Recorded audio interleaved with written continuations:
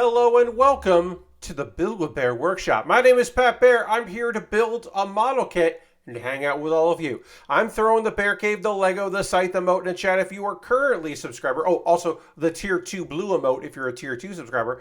If you're currently a subscriber, you can throw those emotes right back at me or just say hi or use other people's emotes. Or if you must be a lurker, you can totally be a lurker. Ghost Valve is here. Hello, Ghost Valve. Welcome, welcome.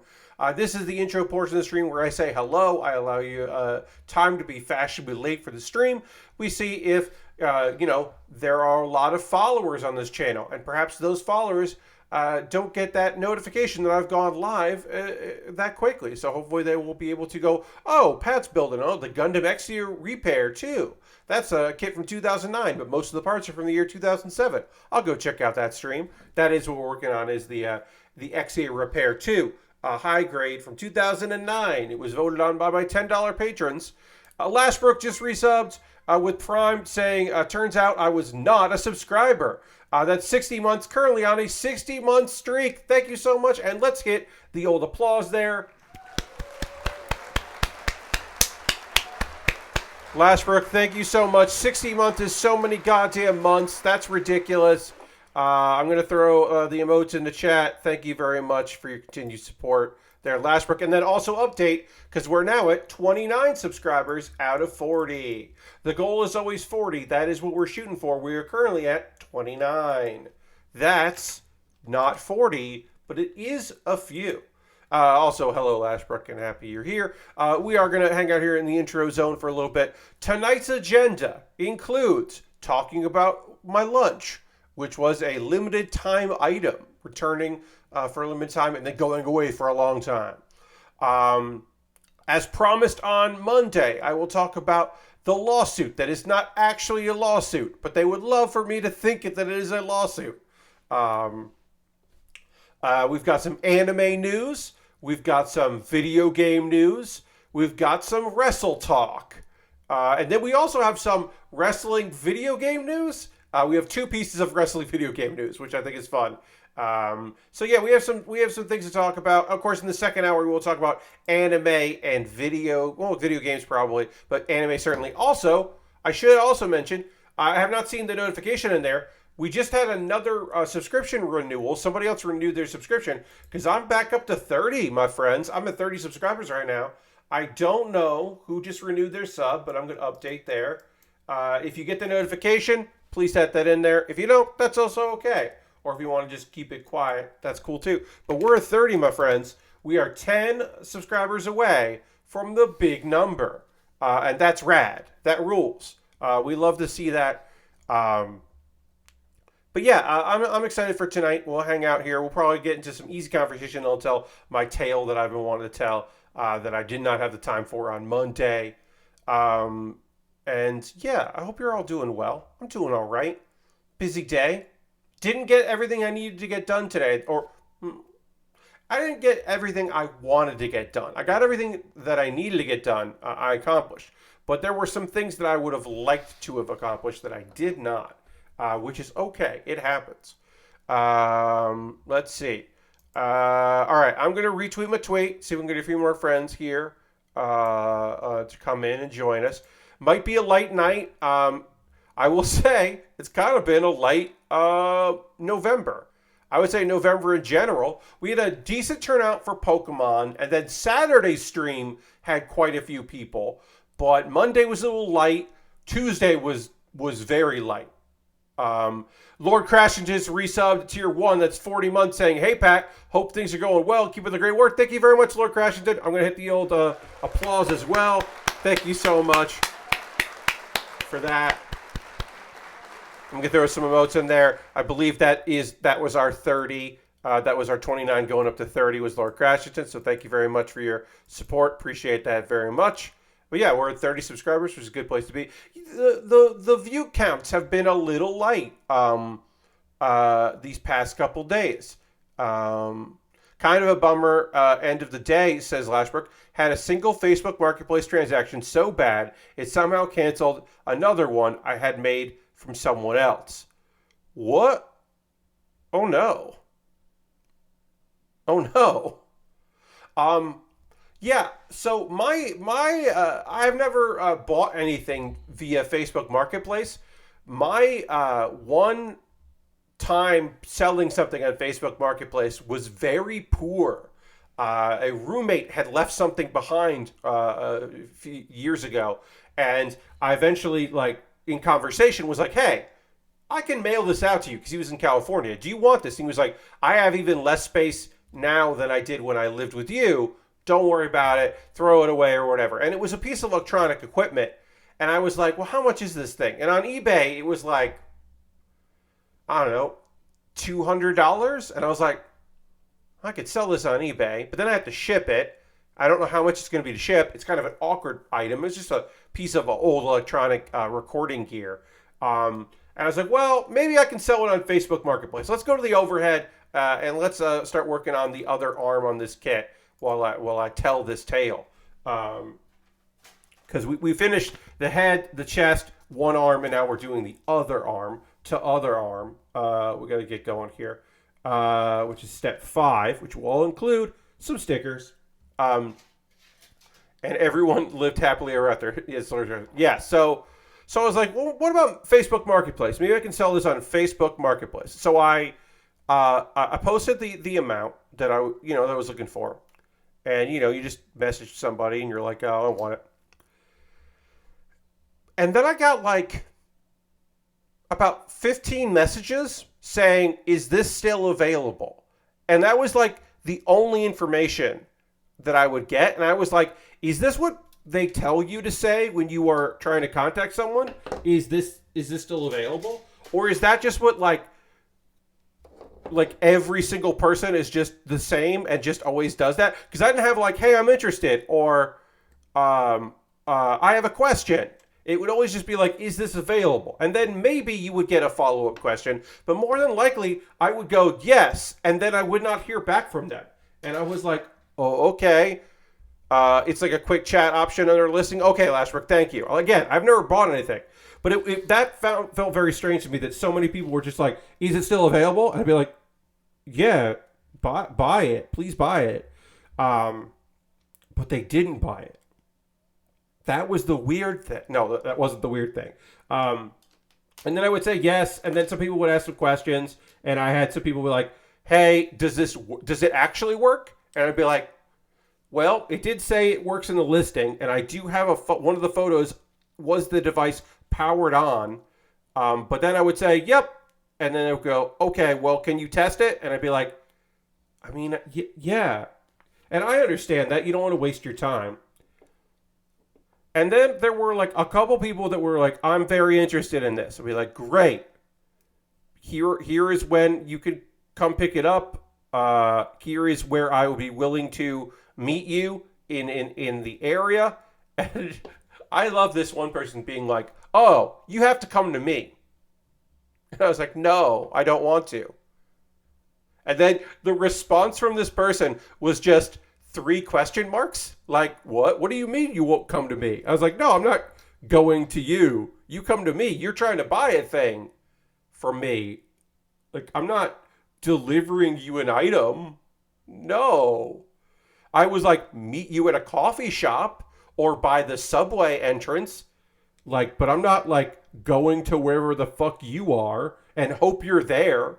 No, what happens is you come to my neighborhood, text me again, and then I say I'm available, or from reading other people's horror stories, I just ghost you and you've wasted a trip to my neighborhood, which seems to be an issue. Anyway, eventually I just sold the item on eBay and then had to pay a lot of money for shipping and made less money than I would have. But it also was easy because the person that bought it was just like, hey, hi, I'm very excited to have this item. And then just sent me money, and then I mailed it out to them. I like guesstimated how much it would be to ship, and I was off by like $20. But yeah, that's my big fancy story there of the one time that I have tried to do Facebook Marketplace. So selling stuff, yes, selling stuff over the internet is a nightmare. Yeah, it really does feel like that. I back in the day, uh, I would post on Craigslist looking for a roommate. When I took over the apartment that I lived in the last like bunch of years, almost 20, no, not almost 20 years, like 16 years I lived in the same apartment. Um, Good deals on video games. So Lashbrook, I am sure that people don't know how much games are worth on Facebook Marketplace. So I bet that's true. That you could do okay on Facebook Marketplace for that. But you still have to like hope that people are on the up and up and all that. No, I used to post on Craigslist when I needed a roommate because I wanted to live with a friend or a friend of a friend. I wanted to find somebody to live with me via Facebook. Um, or that like a friend or like I said, a friend of a friend or something like that, posting on whatever.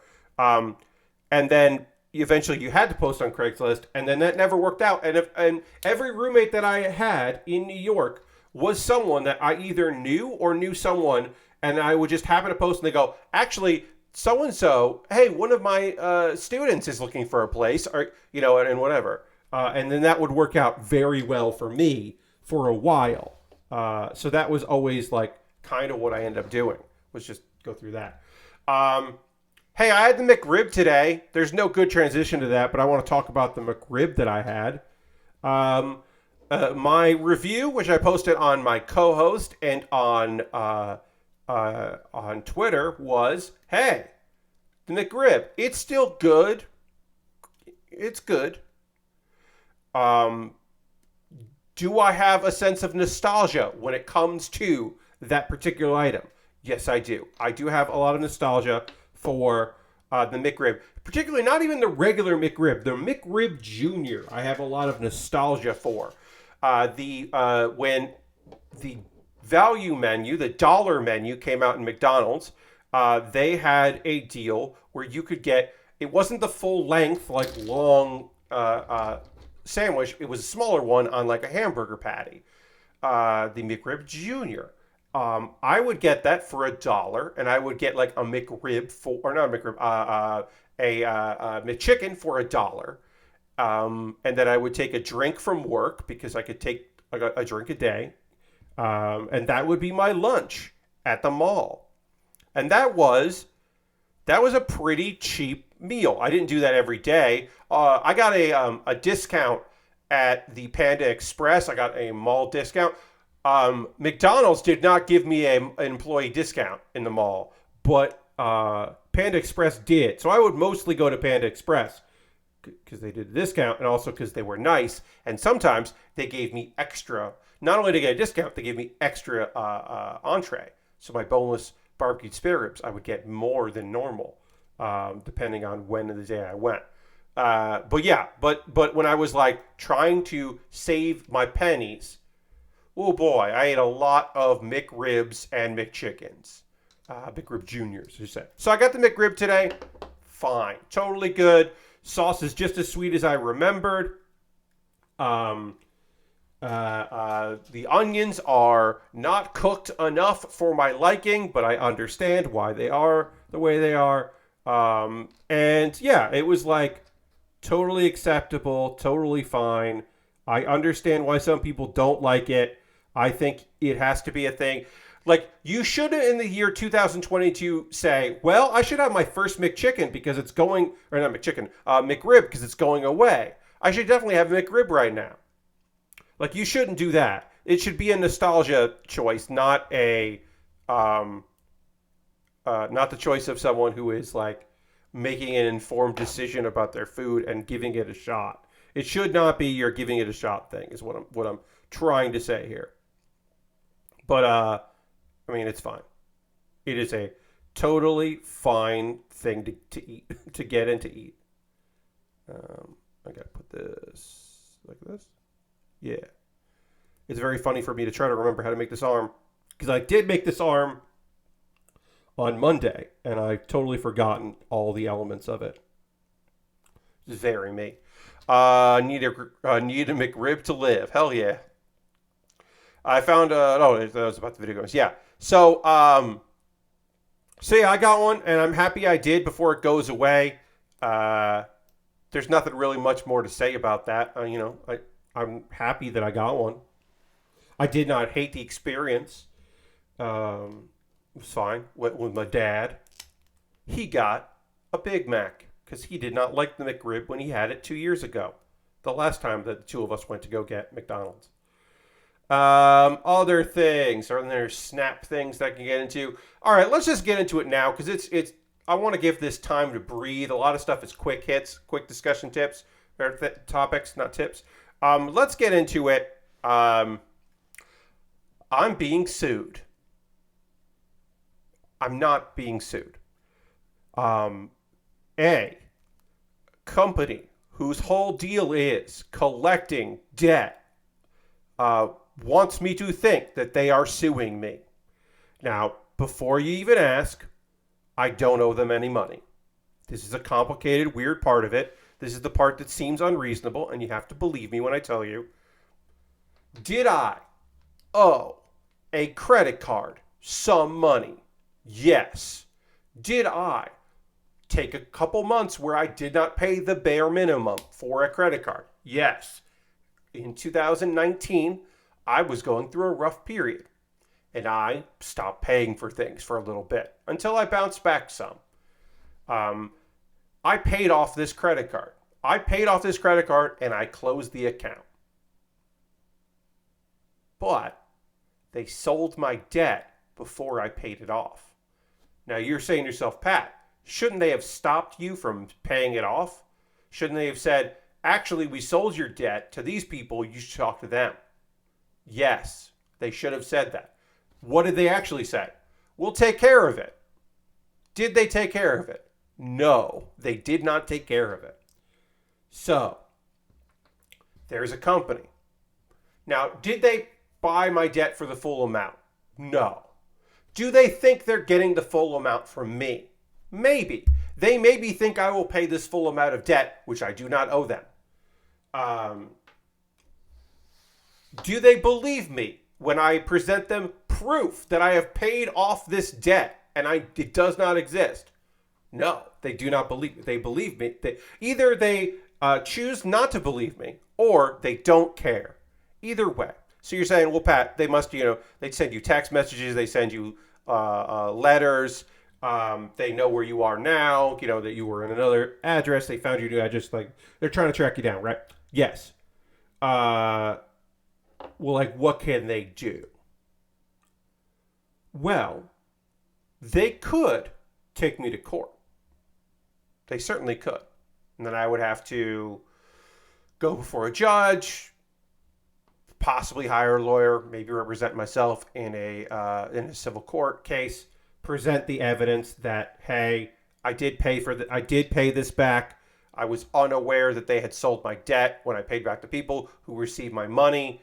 They said that they would handle it. Here is the information I have on that. I would love this to go away. That has not happened yet. But they do want me to believe that I am being sued. That is the actual thing that is happening right now, is that I have been served papers. A person came to the door and handed me a large stack of papers mentioning and it says, it says that, you are being blah, blah, blah. You have so many days to reply. Here is the law offices to send things. Here is an easy way to make this go away. Here's the amount owed and how to pay that amount. Now, if they were taking me to civil court, they would not be doing that part. If they were taking me to civil court, my name would appear in a website for the local county. It does not. It would appear, perhaps even though they know my address, perhaps they would file in a different county. Not in any counties in this area, my needed area. So they haven't done that. Okay, well, Pat, if you call the law offices and ask for one of the two people's names on the document, they'll tell you exactly what's going on, and they'll instruct you and blah, blah, and my client and all that.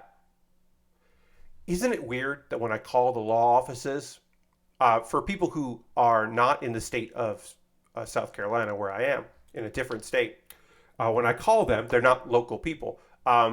when I call them and I ask transfer and I give the name of one of the two people, I just get their voicemail and they never get back to me.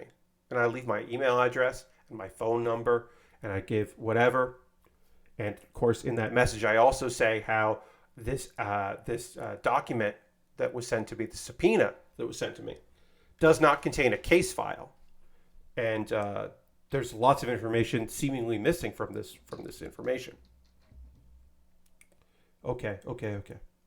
So it's weird. You think I would hear back from them. I don't hear back from them. And then the other day I get a certified letter in the mail. And you're like, okay, Pat, here's some more legal shit. You got another letter from them. You got a follow-up. You got something from the court, right? This is getting serious, Pat. Like, you should be worried about this, right? No, that's not what this is. This letter is, it's so interesting. Maybe you don't even know about this, that this happens, apparently. Apparently.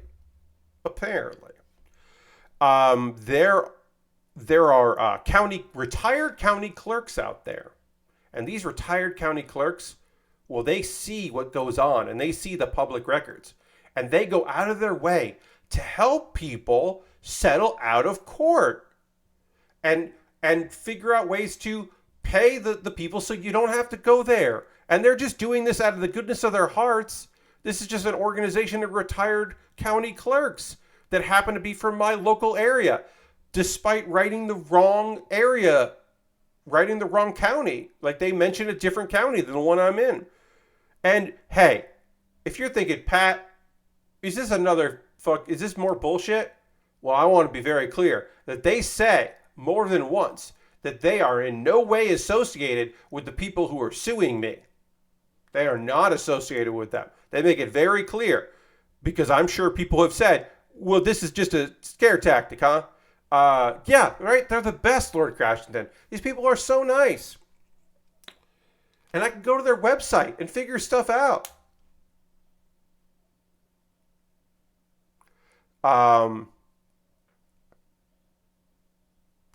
So here's what's happening, right?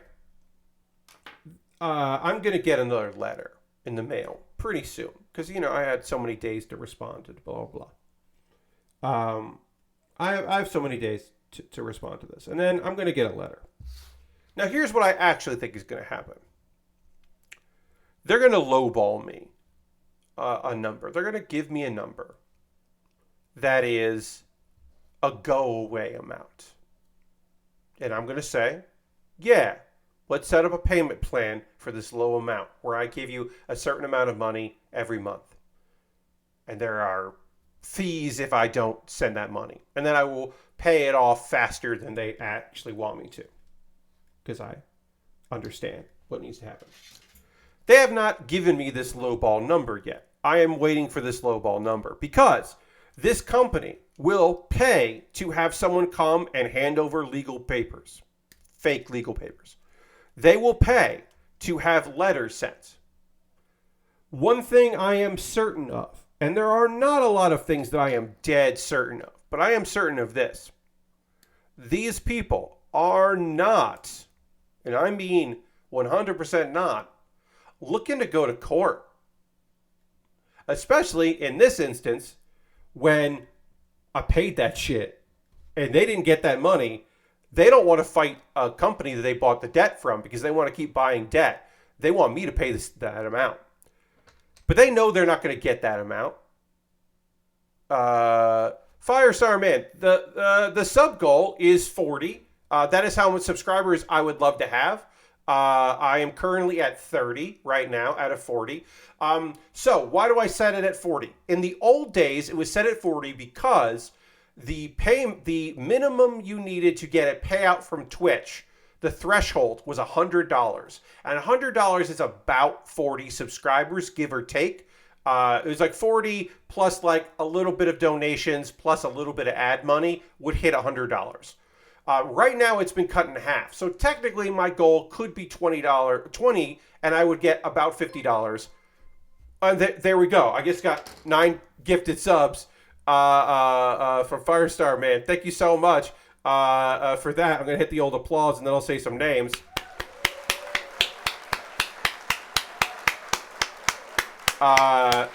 Let's throw the Bear Cave, the Lego Scythe emote into chat and thank Firestar Man for dropping 9 gifted subs. And also somebody else must have renewed because we were at 31 there. But we are now at 40, and I could turn these off. And welcome, Bad Gunpla. We love Bad Gunpla. Streaming right now, working on his bicycle. Killer Planetoid, Dan the Brad. I always say Bard. It's Dan the Brad. Tony, John, Wildfire, Xenogears. We love Xenogears. And Falcon Boom, which is just a great name. Thank you so much for that, Firestar Man, for gifting 9 subs to the community. That brings your total to 19. That's a ridiculous number, and I could take these off. But basically, I keep that up. I keep up the 40 as a goal. Well, I appreciate you being here. Thank you very much. I keep the 40 up as a goal because $100 a month is the payout. Means that I can keep buying model kits. That's a good amount of money to keep the model kit purchases going. Some of that money goes directly to buying brand new kits. Some of that money goes to pre-ordering kits for the future. So future streams have cool kits. Because I do know one thing. Some of y'all really enjoy me building old kits. Like this kit from 2009. Which is not that old, but it's still old. It's still 2009. And some of y'all, I have found, particularly people that watch the VODs on YouTube, enjoy the kits that I build that are purchased from Premium Bandai. Some of y'all really like the Premium Bandai kits because you're not going to buy one of those.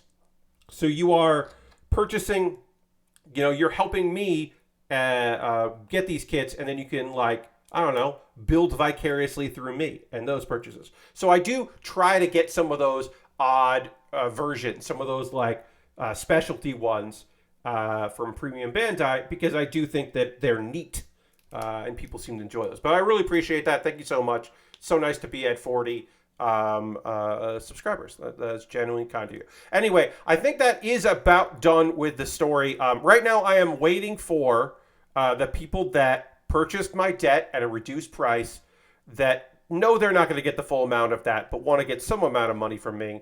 I am waiting for them to give me the lowball offer, the make it go away.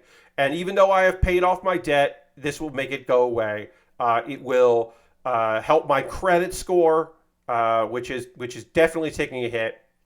Give them a nickel and tell them to fuck off. Yeah, Lord Crashing, the real problem is eventually somebody in that company will just go, well, we need to keep scaring them. And also, should mention this, I do live with my folks, which is wonderful. I'm so grateful for their help.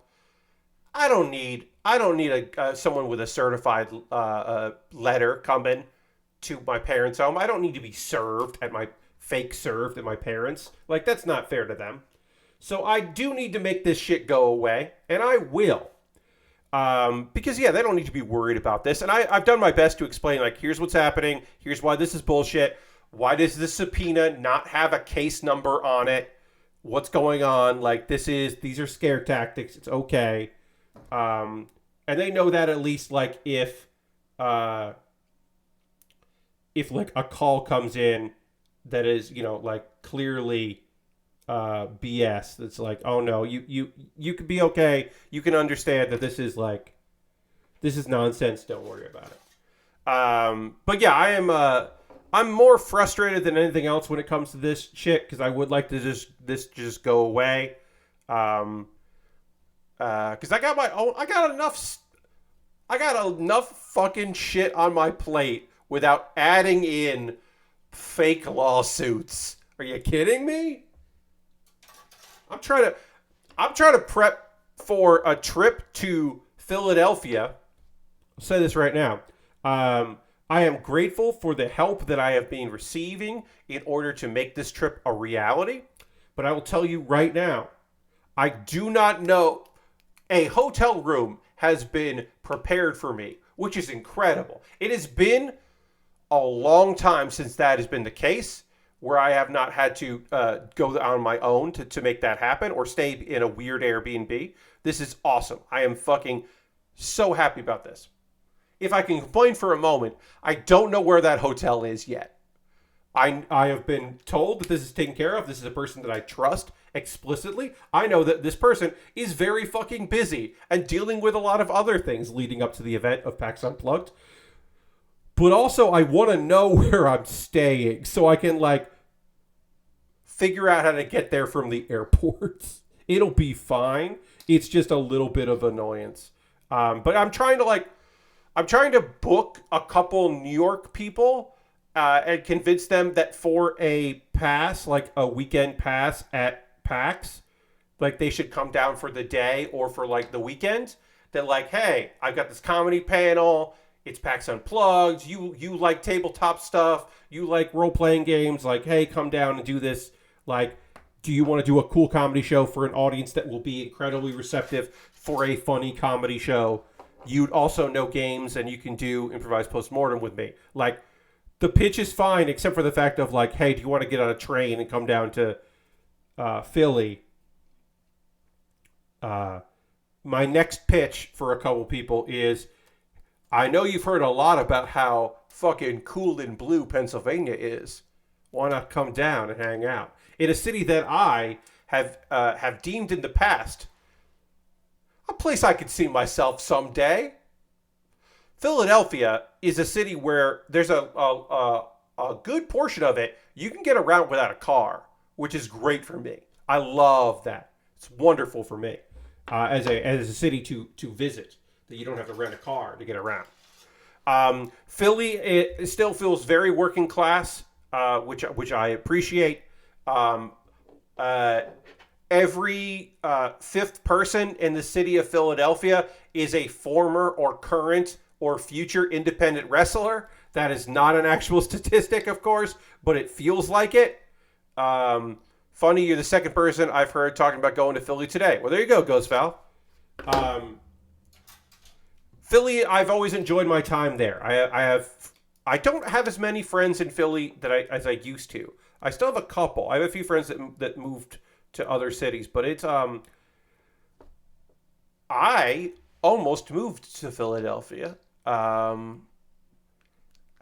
years ago. There was a offer for a small theater that does not exist anymore for me to go and be the head of their tech program there. And I had friends who had just signed up for the second ever Wrestle Factory class at Chikara. But I was in very deep with UCB, and I was feeling like I was close to getting a job there. It would take another year before I actually got the job there, but I felt very confident I was going to get that job, so I was sticking it out in New York. But there was an offer for me to go to Philly. And I know I would have ended up working in Chikara. I just know I would have. I know I would have done lights and sound or selling merch or production stuff, worked a ring. Like, I know I would have. Because I had a couple friends there training that ended up eventually just working there. So I know that was in the cards for me. They greased the polls in Philadelphia and prepped for the Eagles winning. Hey, we just got raided by Bad Gunpla. We talked about Bad Gunpla. We talked about Jason just a couple minutes ago. Welcome, Raiders. Yes, they did not want people to climb the polls in Philly, so they greased them. But people still found a way. Philly, fuck you, we like it here, is the motto of Philadelphia. Welcome, Raiders. Yes, Firestar Man came in and dropped a bunch of subs, a bunch of gifted subs, getting me up to my the total I was looking for. Yes, this is the Exia Repair 2. Thank you for the follow. Appreciate that. Welcome. So this is the Exia Repair 2. This is the 2009 kit that's mostly, it's a 2007 kit. It's the Exia with repair, with just like this new parts here. So we got some new parts and then some old parts. But it's mostly the 2007 bones. This is a kit I just missed. I did build the real grade not too long ago, at the beginning of the year. But this is just a kit that I just like never picked up, never put together. It came out when I wasn't building model kits, which was like 2005 to like 2015. There was about a 10-year gap there where I just was not purchasing kits. So I just never got around to it. All right, we did the upper body. Move on to the lower body there. Okay, we've got some video game news. We've got some video game news for you to say that the only game during the indie thing, the Nintendo indie thing that came out yesterday that really struck me was Devolver is publishing a game called Pepper Grinder, which is just a good name for a video game. Pepper Grinder. It is the main character is named Pepper, and she's shipwrecked and robbed of her treasure. She must spin her trusty drill sidearm to reclaim what the mischievous Gnarlings stole. It's coming to Switch and PC next year. It's very cute. The music is rad. I would recommend checking it out. It is very much my shit. And also, if I could just say, the main character name, Pepper Grinder, that's just a good name. Pepper Grinder. Oh, it's just great. And it looks neat as hell. That was the game that stood out to me in the Indie Direct. Other game news. Capcom is making a Monster Hunter mobile game. So that you could call it Mobile Hunter. I think that would be reasonable. But yeah, there's going to be a Monster Hunter game coming. Let's see. It's made by the people who made Pokemon Unite. And they're going to try to reproduce the action RPG series. Okay. That's TIMI Studio. I don't know how to say it. Once Upon a Jester is pretty cool for a game about a traveling improv theater performance game. Yes, Lord Crashing Dead. I that one I was like, that feels like more of an experience than a game. But I was like, okay, all right, maybe.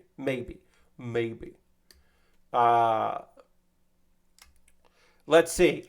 Here's another piece of video game news that's also wrestling news. They're going to make a Gears animated show and a movie. Netflix is making some Gears of War shit. They're making some Gears of War stuff. And as of today, Dave Bautista wants to be in it. Now, do I think that Dave Bautista has reached out through the proper channels? Yes. Dave Bautista has an agent. Dave Bautista has a manager. Dave Bautista knows knows people that know people that can talk to them. But did Dave Bautista also have somebody that works for him put together a teaser that basically just hey, remember me? I'm fucking Dave Bautista. I already have a skin in Gears 5. Basically, somebody recut the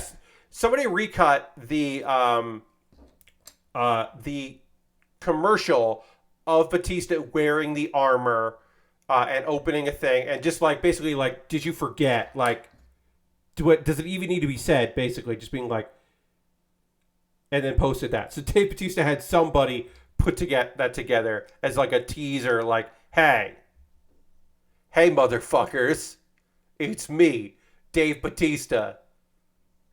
Put me in your video game, duh. And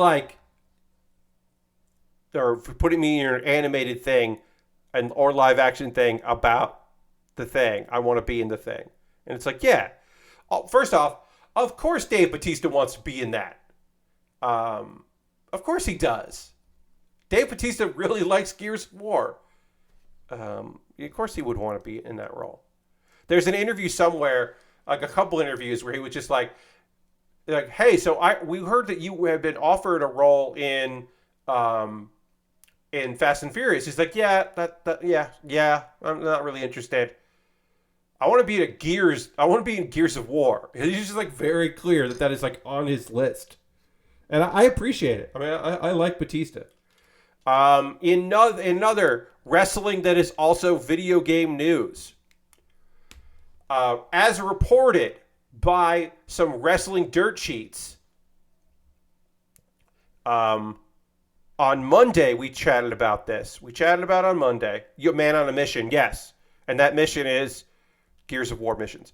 On On Monday, we talked about this, how some dirt sheets, some wrestling websites were reporting that AEW's debut video game, due this year, but definitely not coming out this year, Fight Forever was going to be day one on Game Pass. Day one you could just play it. You didn't have to purchase it for full price. Now, the AEW Games Twitter account, a real one, was like, actually, hey, we're the place for news about this, but we just confirmed, like, we do not plan to be on any services. Here's the places you can buy it, whatever. So maybe they are coming to it. Maybe the deal has been made and the comms team doesn't know. But most likely, somebody in the games division was just like, or the wrestler was just like, yeah, I think Game Pass is definitely a thing that's going to happen. And that got misconstrued because the person who reported this originally was left WWE and was working in the games marketing team. So theoretically has some connections, obviously with different companies, but like probably has like a friend in Ukes where they got this information. But apparently that's not the case, which I just don't know if I'm going to spend $60 on an AEW video game that I don't think looks that good. It depends on how the CPU versus CPU works. If it's wild and or good, then maybe. But if it's just like whatever, then I don't know. I don't know if I can. So that's where I'm at right now with Fight Forever. It does not look particularly great to me, and also it's not coming out this year. I just don't think it is. I really don't think it is. Maybe there'll be a release date at the Game Awards, and they're going to go that way. That would be a good place for them to have a showcase, is the Game Awards. But I don't fucking know. Let's see. Let's do quick some Crunchyroll announcement stuff. Quick hit. Before we do the Crunchyroll thing, the quick hit is today, the Twitter account for Studio Ghibli made a Twitter post that consisted of a short video with the Lucasfilm logo and then the Ghibli logo. That is all the information presented as of right now. I can tell you nothing more than Lucasfilm and Studio Ghibli are collaborating. Now, could this be more Star Wars anime? Probably. It's probably Star Wars. It's probably not that Studio Ghibli is making a Indiana Jones thing. That's going to be my guess. Is that I don't think that's the case. I don't know for sure. Don't quote me on it. But my feeling is that, that's what this is going to be. And I think that's fine. A Willow anime, yeah. I think that's interesting. I think that could be rad as hell. Obviously, there are not any further details. If there are more details, I'm just going to zoom in a little bit more here. If there are more details, we'll certainly discuss it here. So that's why I did that first, because I don't really have anything to say. Crunchyroll made an announcement about some movies coming to the service, because certainly now that Crunchyroll and Funimation are the same under the umbrella of Sony, a lot of movies would come to Funimation. Now they're coming to Crunchyroll. November 17th, and these are just things you can watch with your whole account. They're just uploaded. They came out. These are films that are not going to get a U.S. release. Instead, they're going to get a U.S. movie release in movie theaters. Instead, they're just going to get a release on right on the service. We've got King of Thorn, which I don't know anything about, but the poster looks like something I don't want to watch. And then Origin Spirits of the Path, these on the 17th, which is another original that I've heard good things about. Psycho Pass the movie is also out on the 17th, which I know some people are big on Psycho Pass. That's not me, but I understand that some people are big on that particular series, so you get to see the movie there. Sword Art Online, the movie, progressive aria of a starless night. is a in canon movie in the Sword Art Online, because there is a movie that is non-canon. This is a canon movie. This is like the gap in, there's a big gap in Sword Art Online, in the anime and the manga and all that, where the main character are like, oh, we're trapped in a death game. And then we fast forward a lot to them like dealing with shit and everyone's kind of like situated and settled. The progressive is filling in those gaps, like filling in, just make sure. Filling in those gaps, finding the times that like, or finding the, okay. All right. So I put this polycap on wrong and I got to redo it. This polycap goes like this. There's some words there that I can't read. So that's why I did one of these polycaps wrong. And I'm going to pop it off. So this is that world and follows Asuna in the beginning of the game there. So that's kind of interesting because they do skip a lot of that shit. There's some flashbacks in that. But this is like a different thing. And then the big one that comes out on Thanksgiving. The other thing that comes for Thanksgiving, the thing I will be most thankful for on November 24th when I'm watching this movie is Laid Back Camp the movie. A thing that I have not looked for ways to get because it was not legally available, and I had not looked for a illegal way to watch this movie. All right, so I put this polycap on backwards, and now I got to try to pop it out using the part separator, which I did. Hooray! This movie takes place in the future where everyone's older and they all have jobs, and then they come back together to camp, and I can't wait to see that shit. That shit sounds great. Yeah,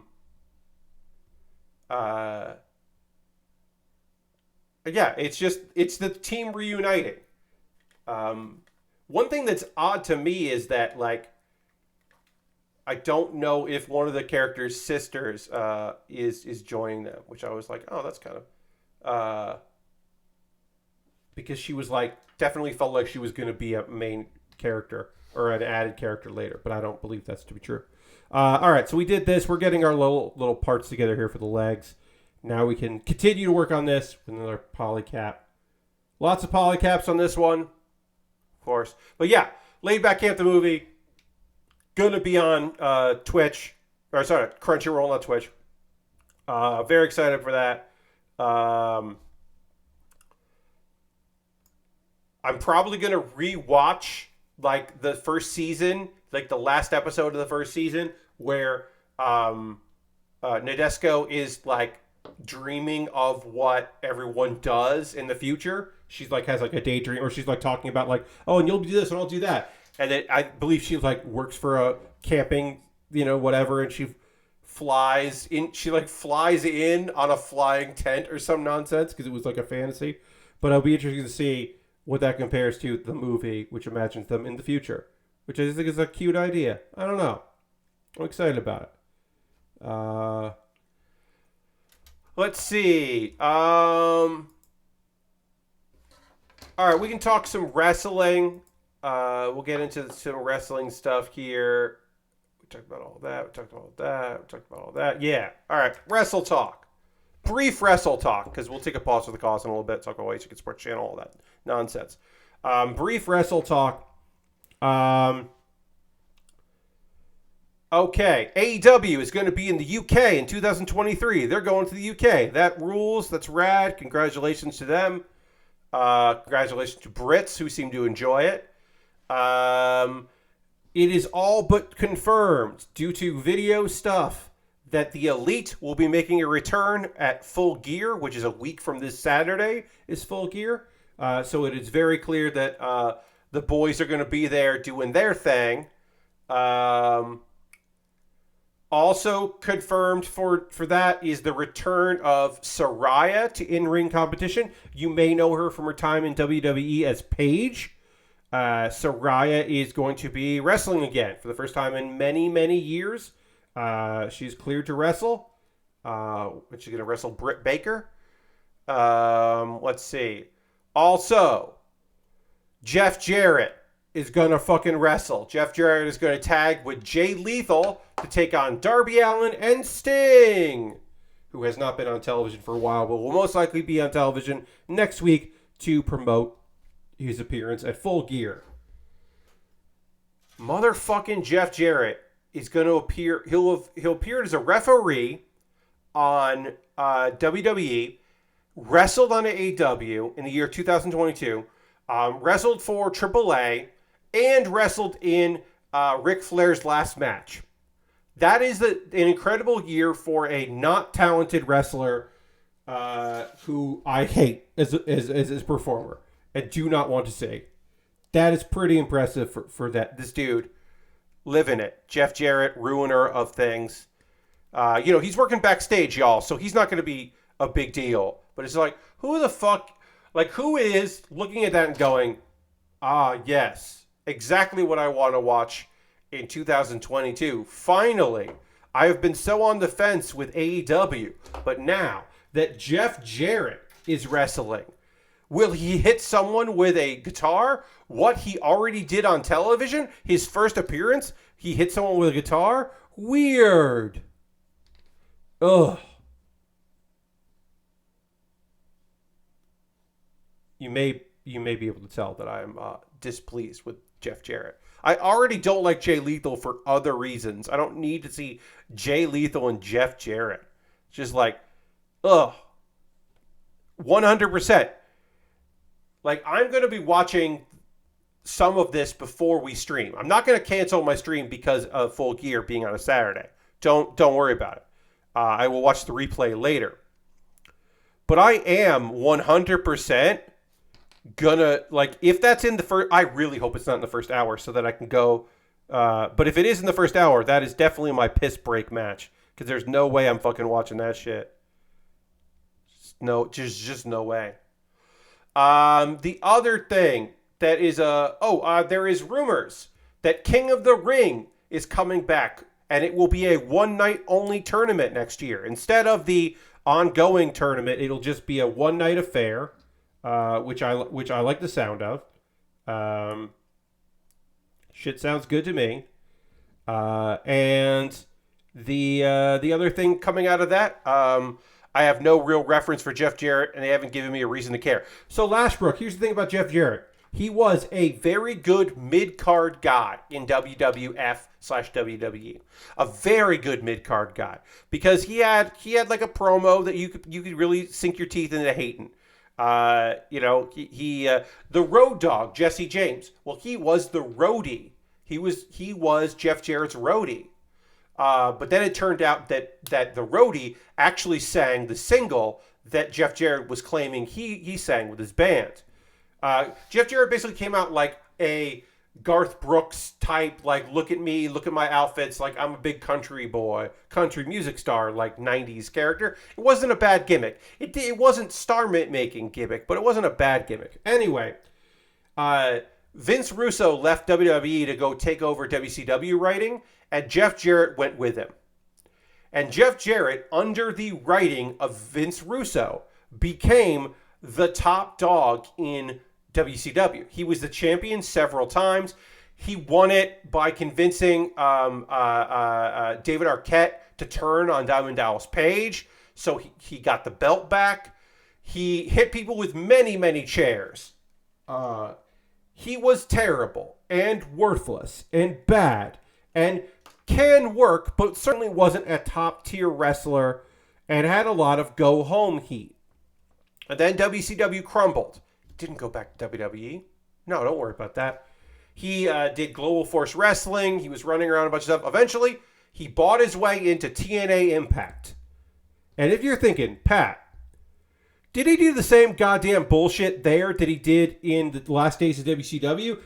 Especially when Vince Russo started writing, even though they claimed he wasn't working for them, but he was as a consultant and was writing material. The answer is fucking yes. Jeff Jarrett just did it again. He just became an incredibly important person for TNA Impact and just like was beating their homegrown talent. Like, he shouldn't have always been always hitting AJ Styles with a guitar. And it was just like bonkers and terrible. And obviously TNA was bad for many reasons. This was just one of the reasons, was his involvement. And then he got put in the Hall of Fame, and he came back to be an employee. He recently quit that job, and that he was replaced with Road Dogg Jesse James, because it's a small, weird world of nepotism. But he did come back. He was apparently good at building up the NXT's live show circuit, the house show circuit. And people believe that is what he's going to be doing there, because he does have a job in the back office. They aren't just having him as a mouthpiece, as an old man wrestler. They're using him for his experience working house show circuit. Which, if that's all it is, great. If he doesn't get to touch the book, that's fantastic. He should not be in charge of anything. But also, I don't want to see Jeff Jarrett on my TV for the simple reason that I love so many wrestlers in AEW that we don't get to see. Like, there's just a bunch of people, and it's not that they're hurt. There are a bunch of wrestlers for that company that just show up or just get told, we don't need you for anything. There are so many good wrestlers that don't get to wrestle in AEW, and instead we see Jeff Jarrett and Jay Lethal 2 weeks in a row. And it's like, nah, dude. Nah, I don't need this. I don't need this at all. Get this shit out of here. But unfortunately, they won't get the shit out of here.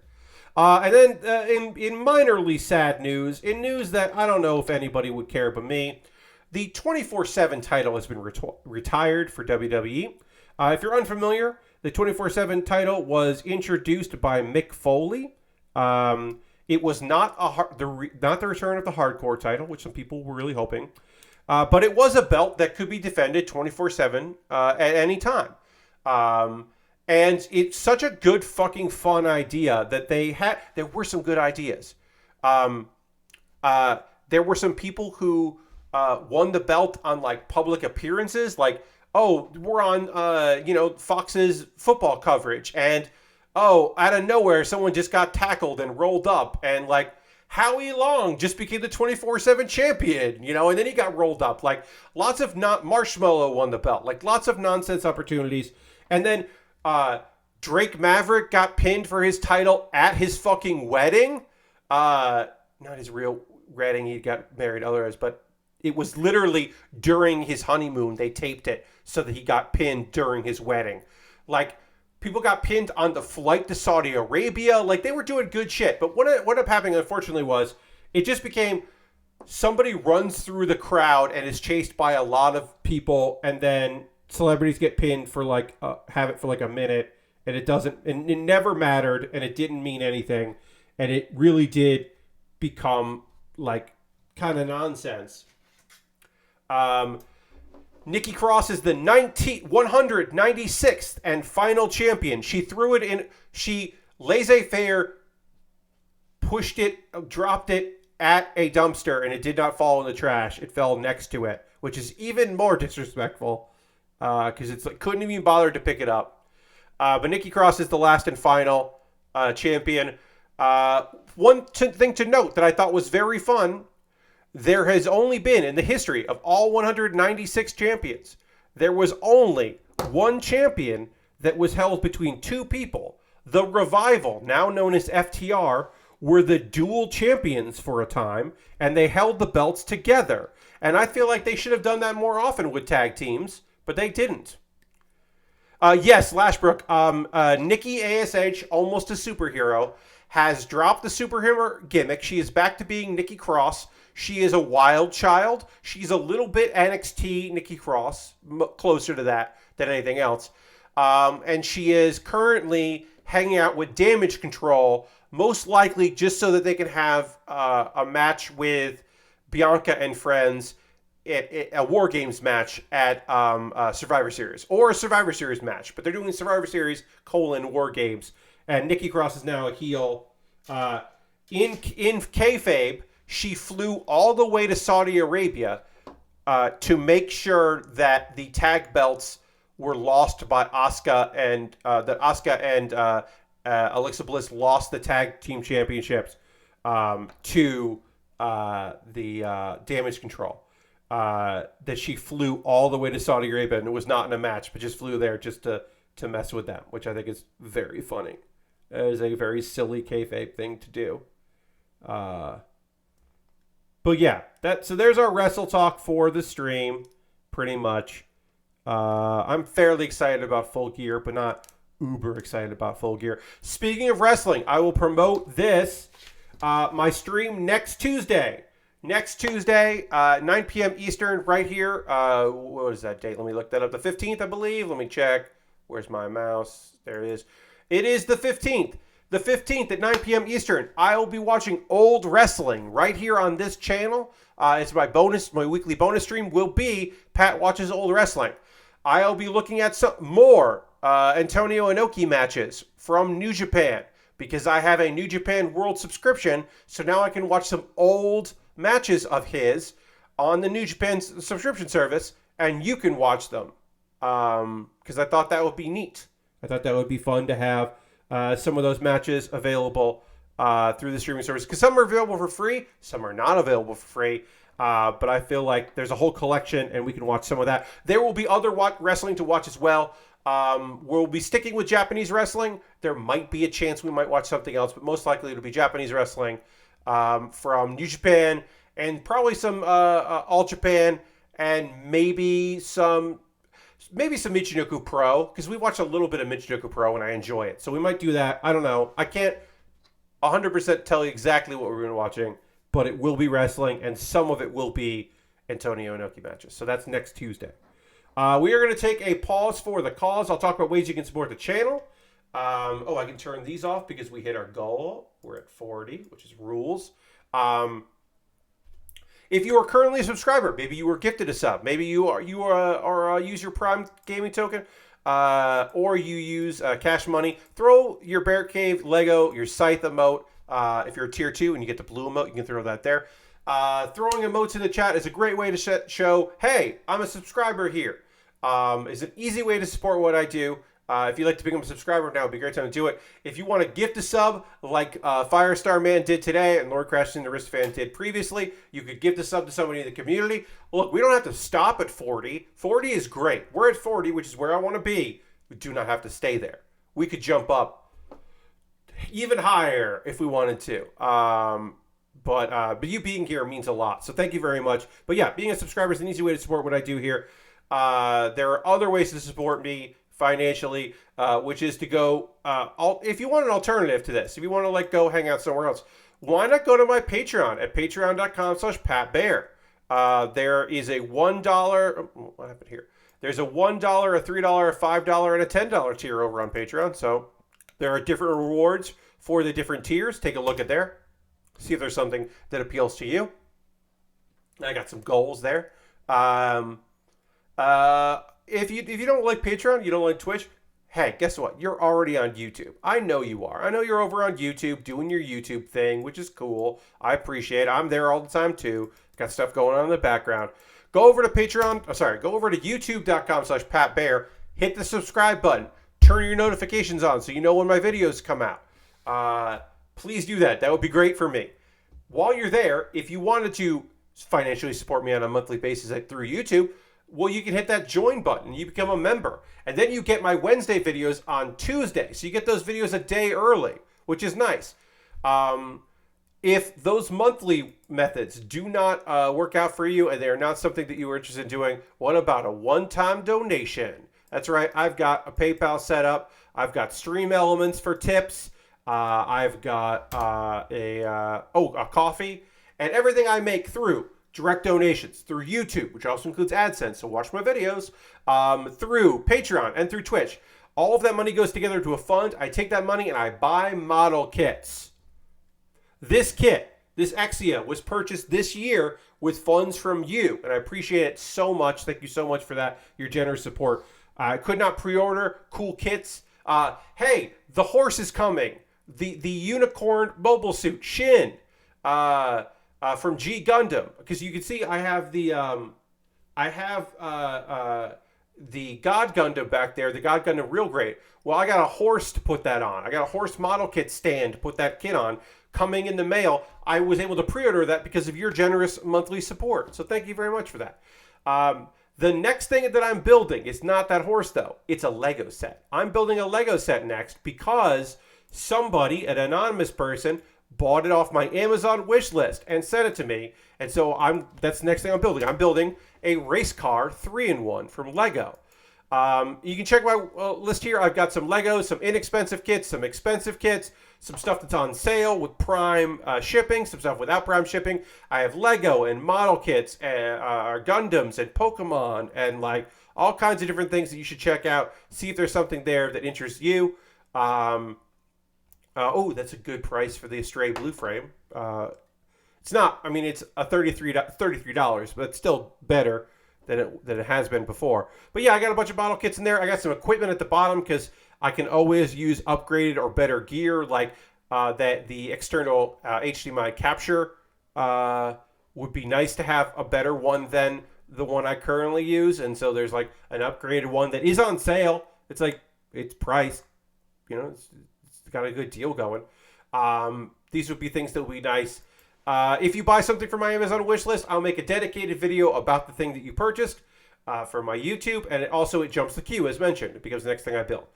Alternatively, I have a Throne wish list. Unfortunately, Throne stopped the deal they had with some of with a seller that had a lot of model kits.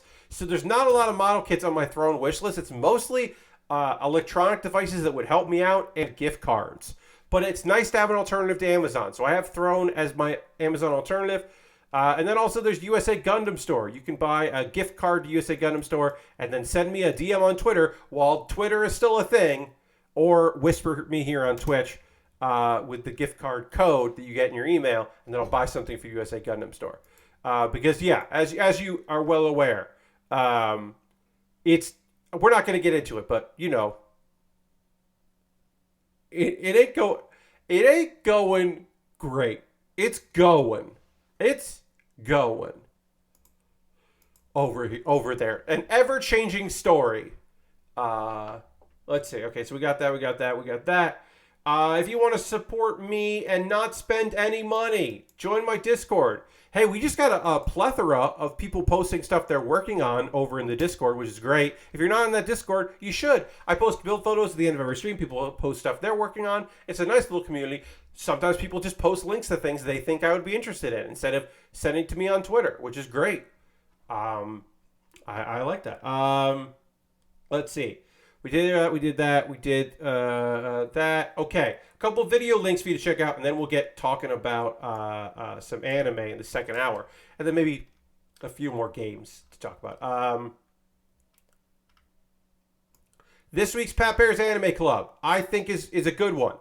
If you are lost and you don't know what to watch this season when it comes to anime, if you would like some anime recommendations, I recommended 4 shows, none of which are isekai.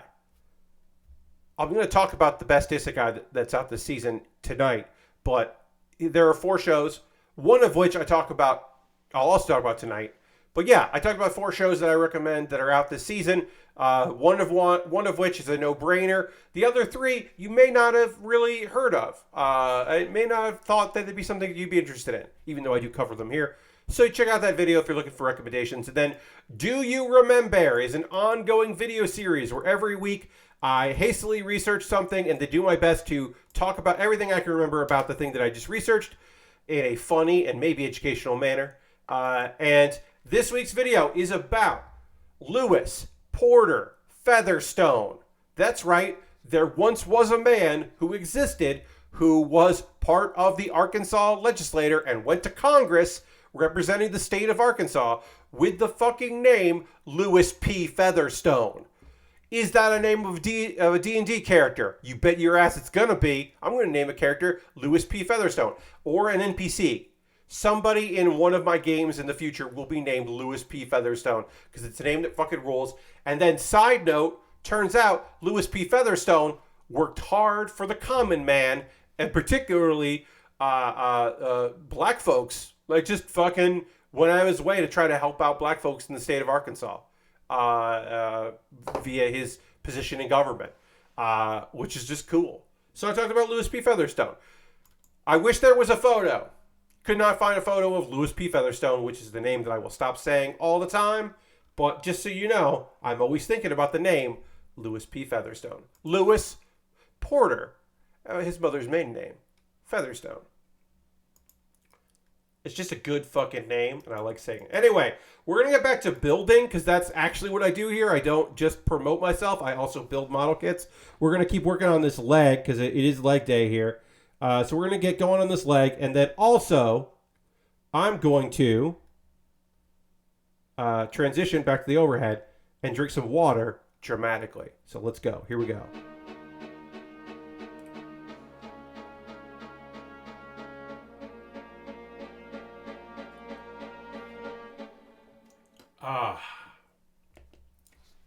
That's good. I needed that. I'm feeling very bloated salt-wise because I don't eat a lot of fast food french fries these days, and they were incredibly salty. I ate my portion and some of my dad's. And then also, the McRib was salty as well. I just feel like I'm carrying a lot. And then for dinner, tater tots and burgers was the dinner. It was a good meal. All right, I need E. I need one of these. And then I need some E pieces here. All right, we're going to talk about some anime, because that is the thing that we do here, is I talk about anime, and then you allow me to, which is rules. Thank you very much for allowing me to talk about anime in the second hour. We're going to talk about Do-It-Yourself. We're going to talk about Reincarnated as a Sword. And we will talk about Doomsday with My Dog. So we're going to do 9 and 12. 9 and 12 here. Working on this leg. Got to get some armor on this leg. Okay. The DIY Club with Miku. Miku is the tsundere girl that lives next door to Serafu.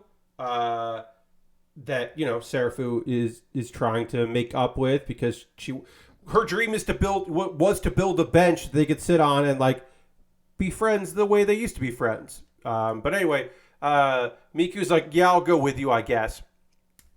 And they go to the beach to gather materials. So the whole thing is, the process of trying to get more members has led them to get more members. So it's already working, but they're still in the process of making the area around their workshop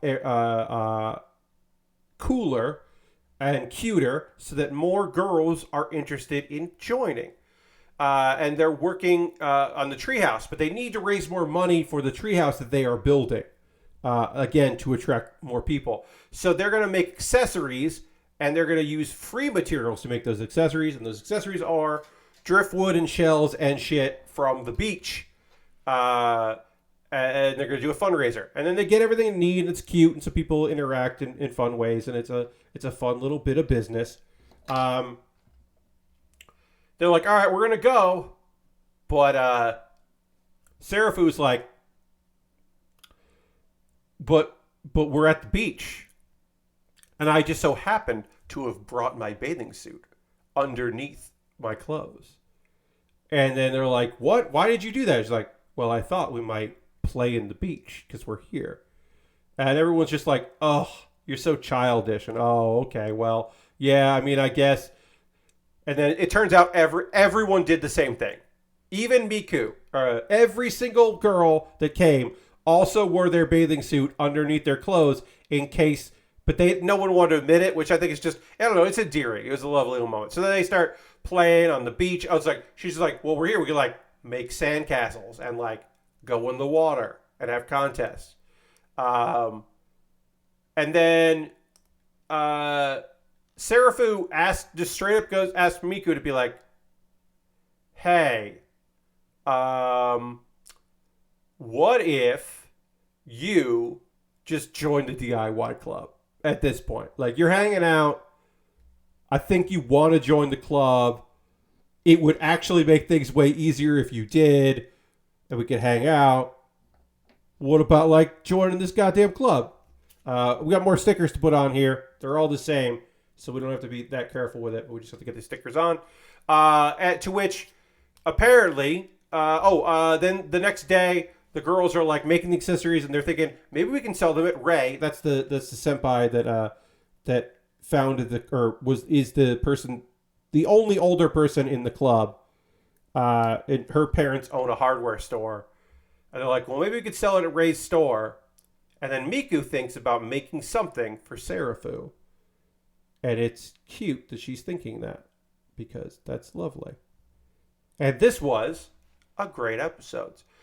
Spoiler alert, Pat Bear's Anime Club this week, I talk about Do It Yourself, and I recommend it because it is a very cute show. There are tips about building things, and it is meant in part to inspire young people, young ladies perhaps, to give crafting and DIY projects a chance, because everything they have made so far is possible. None of it is ridiculous or out of the blue. It is all reasonable things that one could make. Perhaps the creator of the show just looked up easy to make crafts. Who knows? But they're all doable, and it is in fact a lovely little series that I highly recommend because it is cute and fun. Oh, is there another sticker I gotta put on here? Oh, I gotta put a sticker on this part here. Got another sticker to put on. Let's get this sticker on here. There's way more stickers. This kit has a lot of fucking stickers. They're color correcting, and I understand it.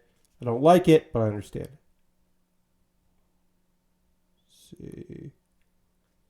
This one here. So that's Do It Yourself. Great episode. Great series. One of my favorites out right now. And then we have Reincarnated Sword. And spoiler alert, Reincarnated Sword is the best isekai out this season. It is the isekai out this season that I recommend. I know some people like Eminence in Shadow. I'm not watching that show because I did not like the first episode, and I did not like the manga that I have checked out before, so I am not watching that. But of the isekai that I am watching, Reincarnated Sword is probably the one I recommend, because Welcome to Demon School Iruma-kun is good. The third season is good. It's a little more action than I would like and a little less comedy, but it's still good. It's just like that show has been on for so long that it's in its third season. It's a little bit of a hard sell for some people, probably. For me to be like, hey, get caught up on. Also, Welcome to Demon School Iruma-kun is long. Like every season is like 20-something episodes, so it's not like it's a short little baby series that you can just pop in and get caught up on. But anyway, Reincarnated Sword. So, the guy from last episode that was just like, Fran, you're a liar. Well, it turns out that's August, who is vice captain of the Knights.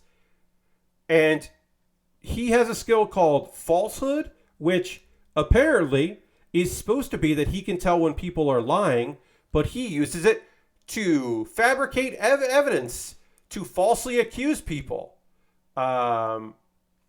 That's from the appraisal of Teacher, the sword, being like, oh, this guy fucking sucks. So anyway, August is like, you have to give me all the loot for lying to a noble. And then the guild leader is like, no, it belongs to adventurers. You can't take that money.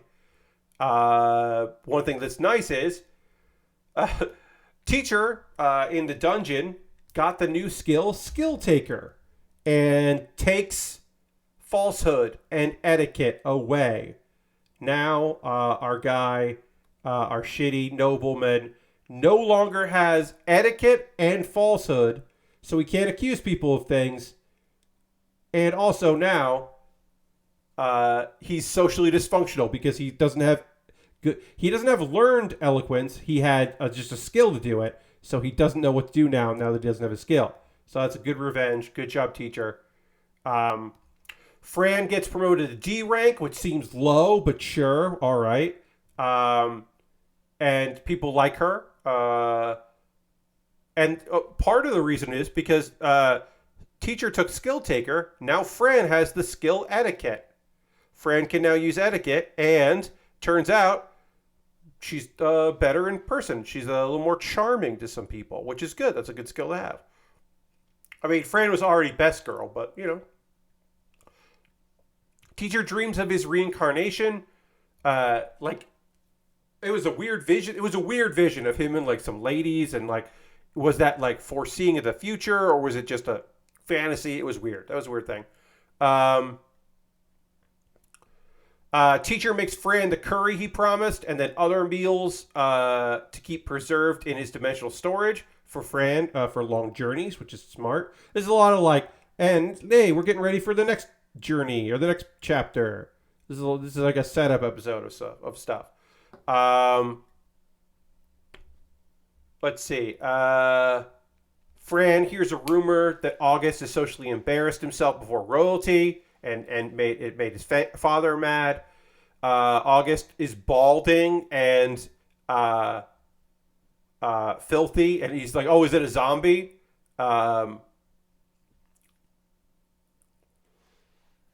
Let's see. And then he accuses her of cursing him, which she didn't. Her magical sword did, but like it's not that far off. Like the accusal of a curse, like it's probably he ain't that wrong. But he's hired an assassin to kill her, and that's a blue cat, which is a lifelong enemy of the black cats.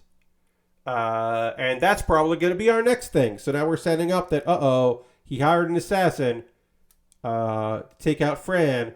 Fran's going to have to fight another cat person. Yo. Yeah, good action. Not my favorite episode. I like an asshole getting their comeuppance, but taking all his skills, like that's not perfect. I don't know. I thought this was an okay episode. This wasn't my favorite episode by any stretch of the imagination, but it wasn't a bad episode. I wasn't like, why am I even watching this? Oh, I need B1. Gotta find B1. And then the last thing that I'll chat about tonight as far as anime goes is Doomsday with My Dog. There are 2 episodes here. Again, these are shorts. This is Haru, the Shiba Inu, and his master, the last girl on Earth, the last human on Earth. Some kind of post-apocalyptic thing. It's a fun little series on High Dive that I recommend because the episodes are really short. This is episode 37 and 38. So we met a parrot in the last episode. But it turns out this parrot claims to be a Satori, which is a type of yokai that can like see into your soul and like report on what it sees, and it's supposed to like fuck with you and mess you up and like reveal the truth that you have been hiding. Anyway, it does actually seem like it is a yokai, which is not that weird considering the series has aliens and gods and all kinds of other things, but it was weird. A little weird. And they want to eat the Satori, and the story, we do not know if they were successful in eating that bird. We don't know if they ate that bird or not, but the bird was not in a later episode, so they possibly did eat that bird. We flash back to when Haru was a puppy, and we learn the reason. So this is the thing that's weird about this. The whole show is weird. Every element of this thing is odd, right? It's a post-apocalyptic. There's one girl left on Earth. All the animals are there, and she can talk to all these animals. And I was like, oh, okay, whatever happened in this world, they'll never really explain it, but she can talk to animals. Sure. Not true. We found out in flashbacks like several episodes ago that our main character can just talk to animals, and she was always able to, because when they got Haru as a puppy, she could communicate with Haru. So she's always been able to talk. And the reason why she's not famous and well known for doing it is because she's modest. She's just like really shy. And she just doesn't want to do it. And that's the whole explanation of why. We don't know why. It could be the reason why she's the only human to survive is because she can communicate with animals, and is just able to do that. And that so she was considered an animal and not a human. We don't know. She also may have caused it, for all we know. We don't know. Let's see. What else did we have?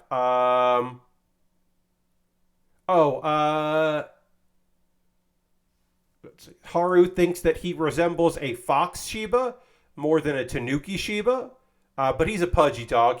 There are different kinds. A fox Shiba looks more like a fox, and a pudgy kind of the pudgy, like low to the ground Shiba that you're probably thinking when you think of a Shiba Inu. In Japan, that's referred to as a Tanuki because it resembles Tanuki. And it's not because Haru thinks that he is a really buff dog or a slender dog. He doesn't really think that. The thing that gets to him is he doesn't like Tanukis. He thinks they're annoying, so he doesn't want to be called a Tanuki. He doesn't want to be compared to a Tanuki because he thinks they're annoying, weird raccoons. She's just like, I don't know. I like Tanukis, her master, which is nice, supportive. And that is Doomsday with My Dog, and that's all the anime that I have been watching the last couple days. Now, have I been watching Mob Psycho season 3? Yes, it's pretty good. The pace has been picked up, so I can confirm that shit is getting good. Anything else that I've been watching on the weekly? I'm not caught up on Pop Team Epic. I am several episodes behind, but I look forward to binging my way through marathoning. Sorry, I'm trying not to say the B word. I'm trying to say marathoning because the other word is a term that bothers people, and marathoning is this. Marathoning, in fact, to me, is a better descriptor for the idea of sitting down to watch a long stretch of something. To marathon it, to me, is a better descriptor, and I'm trying to use that in my conversation. Anyway, I look forward to having the opportunity to marathon the several episodes of Pop Team Epic that I am behind on. I'm also caught up on My Hero Academia, which is fucking good. This is a good season of My Hero. Last season I thought was solid. This season is definitely like just fucking way better. Yeah, it's just a better season. Okay, so as far as video games for me, things that I have been playing on the video games, I am looking forward. My friends and I are playing Halo tomorrow. We are getting a Halo crew together. I am very much looking forward to getting some Halo time in. We're going to do some Halo multiplayer. Friends are jazzed about Halo again, which is great because I like playing it. Yesterday afternoon, I played more. I play Hearthstone every day, but I played a lot of Hearthstone yesterday. I'm working on a standard deck right before the new expansion. I've been working on a new standard deck, a new version of the Evolved Shaman, because Evolved Shaman is one of my favorite classes. But I've mostly been playing Wild lately, so I'm trying my best to just make a good, not competitive, but just like solid deck for standard. But I'm not succeeding right now. I would love to hear from you. What are you playing? What are you watching? Are you got any anime you're watching this season? Any other TV? Do you have Monday Night Football on and the other, on the, I missed a piece actually. Sorry. Hold on. 8:10. You got Monday Night, you've been watching football this week. You got the Thursday game on Amazon Prime in another tab that they've been checking out. Like, what are y'all into? What are you watching? What's going on? What's got you pumped? If there are any games, are you God of Warring? Are you Sonic the Hedgehogging? Like, I want to hear from you in chat. I have no plans to get Sonic the Hedgehog. I do not have a PlayStation, so I'm not getting God of War. I will say this: if it had not been the case that I was moderating chat, I probably would not have watched all of Jeff's stream yesterday. I watched all of Jeff's stream, and I would have watched far less of it had it not been for the fact that I was moderating, because I don't find any of that Sonic game particularly appealing to me right now. Watching that, I was just like, yeah, no, not really doing it for me. Lord Crasher says, I played another game from the Nintendo stream in A Little to the Left, which is fun, chill puzzle game about organizing stuff where a cat occasionally tries to fuck with you. I've heard about A Little to the Left. Yes, I've seen that demo or that trailer before. Ooh, that that sounds like a very fun game. I liked what I saw of that. I hope I can see somebody stream that. Um, Started Soulstone Survivors. Yes, another game in that ilk. Enjoy that. Crasher says, or Lashbrick says, I went and saw One Piece film Red Tuesday. Not only was it discount day, I was the only person there, so I paid $9 for a private showing. I like the movie a lot. Yeah, I don't think I want to go to the movie theater to see it, but I will see it at some point. I will see Red, film Red, because I do like the big One Piece movies. Again, I don't know if I like it enough to go to a movie theater, which I am trying my best not to go to, but I do want to see it. It helped that Otto is really good at music, at that music thing. Yes. Lord Crafton says, I see Jeff has glasses now after years of saying he couldn't bother getting them. Yes. Jeff is trying to get used to the fact that, like, oh, I can see, and I can see things more clearly, and driving is better. But then he gets in front of a monitor, and he's like, why is this so blurry? Because he probably needs reading glasses, or he has to train his eyes. Or he could need bifocals or progressive lenses. But most likely he has to just train his eyes, and it just doesn't immediately go better. But, like, yeah, when you get behind the wheel, you're like, oh, glasses. Yes, he finally did it, and we respect and appreciate Jeff for going for it, doing the thing, getting those glasses. Now, as somebody that's had glasses since he was in kindergarten, I don't give a shit. Like,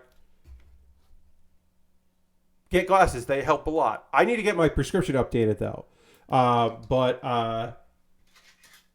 I have not done so. And because I do not have the funds right now for it. That is a 2023 Pat Baer. Maybe a good Christmas. Maybe a good working month. December, I have some stuff lined up that could lead to some cash money. I'm hoping that leads to some cash money in December. And maybe I can afford...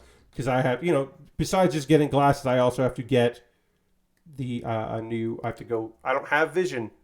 I don't have insurance for vision, so I have to go pay out of pocket. So, just got to not fuck around and sleep with them on. Yes, Lord Crashing. I've napped with glasses, but I've never been like, oh, time to go to bed. I used to, when I was a kid, I would wake up and just watch TV and then eventually get around to putting my glasses on. I had to break that habit, which I have, and I'm very grateful I did break that habit, and just got in the habit of, like, always just putting them on when it was time to put them on when I woke up. Aristofan. Hey, Aristofan. I started up the new God of War. It's fun. I'm glad you're having fun. Yeah, I don't have a PlayStation, so I'm not getting that game. But I hope you're having a great time with it. Yeah, I don't have to do a top 10 games thing. Look, I don't know if Giant Bomb is going to do... I don't know if Giant Bomb is going to do their games list this year. I don't know if they're going to do it in January like they have in the past couple of years. I don't know if they do that, if they're going to invite me to do it again. Rory asked me last year, which was very kind of him. I don't know if I'm going to get asked to do it again. And if I do get asked to do it again, they might be like, it should be about games. Now, this current iteration of Giant Bomb is even less into, games than previous incarnations, in my opinion, and are definitely up for more weird stuff. So it would be, if given the opportunity, I would once again prefer to talk about anime. So I don't have, like, it in me, like, oh, one of my favorite games of the year. It's like Power Wash Simulator, Arcade Paradise, Dwarf Romantique, Tunic, probably Vampire Survivors, Hearthstone, like one of the Hearthstone expansions this year. I don't know. I didn't play a lot, but I liked what I played. I played things, like there were some games I played that I didn't love, but I played a lot of games I liked. I don't think Paparazzi would end up on that list, but like it could end up on a list. I don't know if it would necessarily end up on my list, because I did like Paparazzi, but I don't know if I loved Paparazzi enough to do that. No top 10 Gunpla, no problem. Yeah, I The thing is, I build so many top 10 Lego pieces. Yeah. I did do like my favorite builds of the year last year or 2 years ago. I did that list. So I could do something like that. I don't know. I could see myself doing a tier maker of like my favorite kits of the year. I wouldn't do it as a write up for Giant Bomb because I like doing it as a video for Pat Bear's Anime Club. Um, the problem is I won't know until January because like I would like to do it as a December video.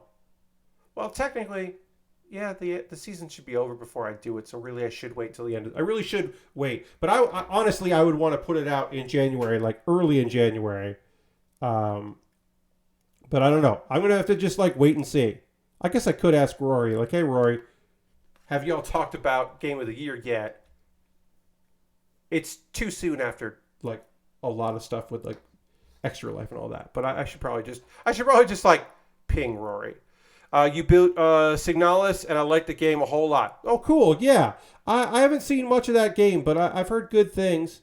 I wanted to watch Mary Kish play it on Monday.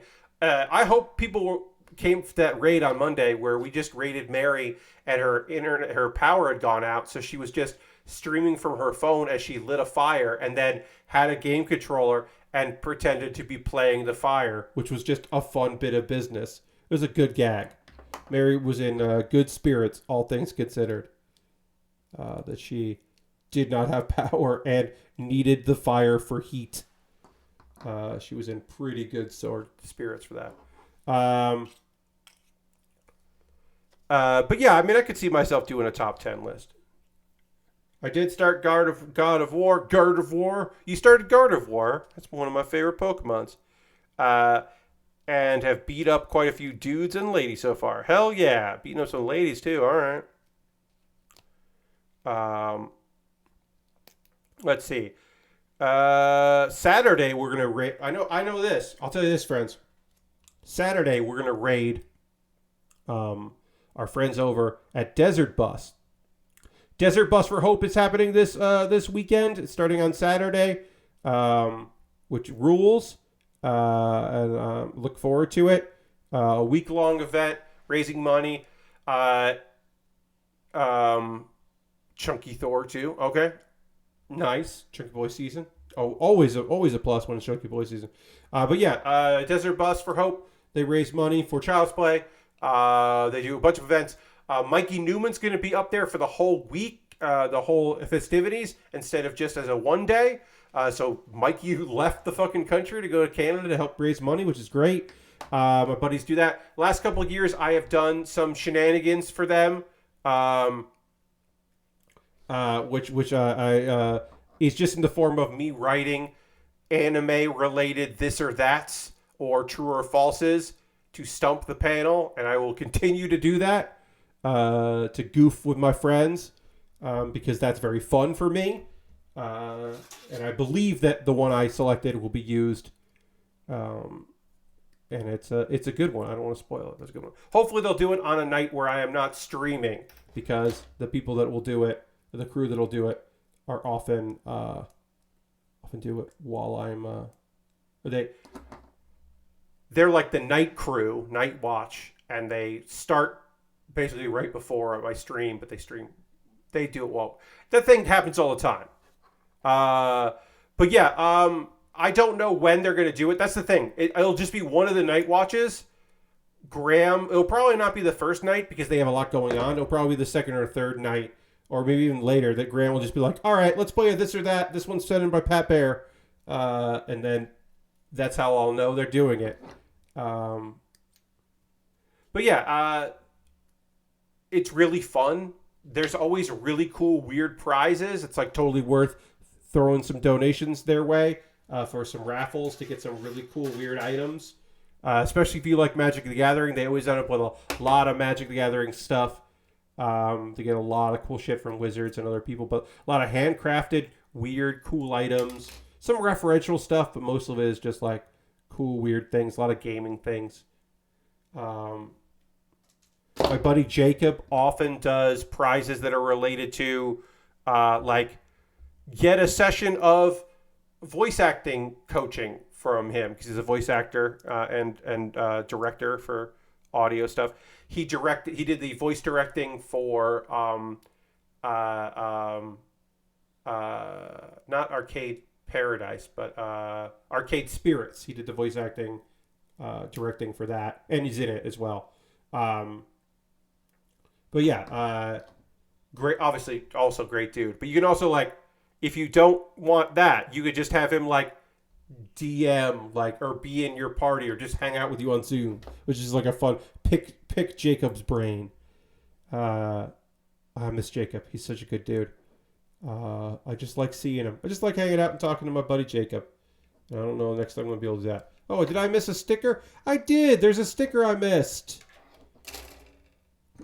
I got a panel line and I got to put a sticker on both these feet, but we're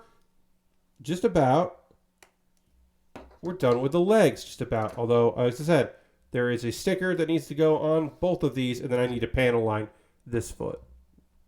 Needs that. First, applying stickers. It's kind of hard sometimes to see these stickers. These here. Again, a lot of color correcting stickers on this shit. Tonight, I don't know who we're gonna raid. I don't know. We're definitely gonna raid somebody. I just don't know who it's gonna be. So we'll have to investigate. It's a Thursday. We might raid Xandra.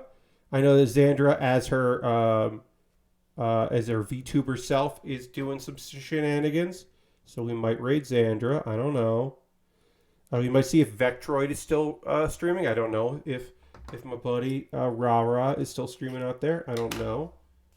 If she is, we might raid her because she's great and has been doing a lot of working on mixtapes. So she's doing a lot of music streaming of artists I don't know. And it was very chill this afternoon to hang out with her while she was doing that.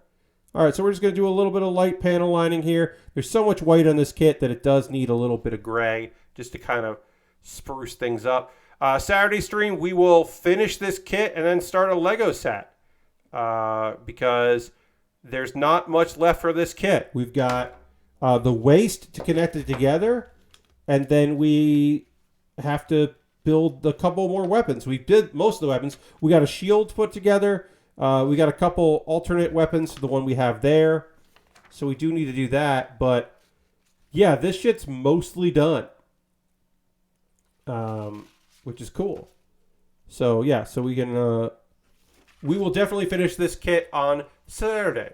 Wristband says, no news. My wife is at a Lizzo concert tonight. It's the first concert she's gone to in years. Well, hell yeah. I hope your wife is having a great time at Lizzo. I've heard great things about Lizzo concerts. I have never been to see Lizzo, but I heard good things about her performances. Puts on good shows. She can really fucking sing. Sometimes she plays the flute on stage, which is fun. So I hope your wife is having a lovely time, especially since she has not been to a concert in a long time. So I hope this one whips ass.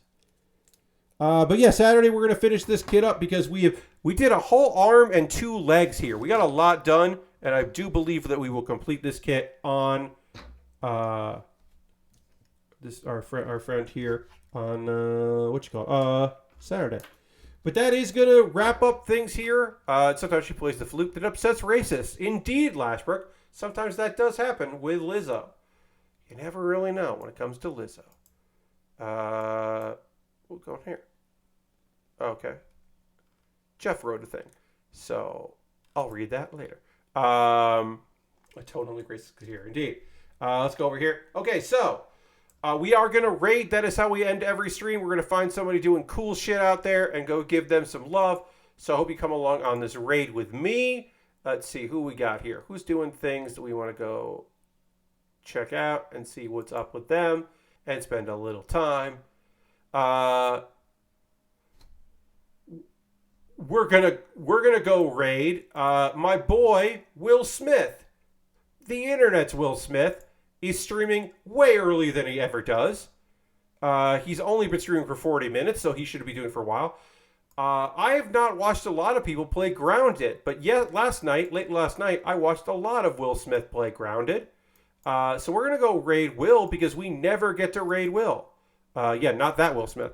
So we're going to go raid Will, who is fantastic. So please come along on this raid. Because we always end with one. And I want to thank you so much for being here. I hope you have a great rest of your night. You'll get to see Will and his friends play Grounded. They've been doing it for a while. They seem to know what they're doing. And then you can get a sense of this like Honey, I Shrunk, the survival game. And thank you so much for hanging out with me tonight. Come back on Saturday while I wrap up this kit and start a cool Lego set with cool race cars. Thanks so much for being here. I'll see you on the next stream. Goodbye, everybody. Goodbye, goodbye, goodbye, goodbye. Goodbye, goodbye, goodbye, goodbye.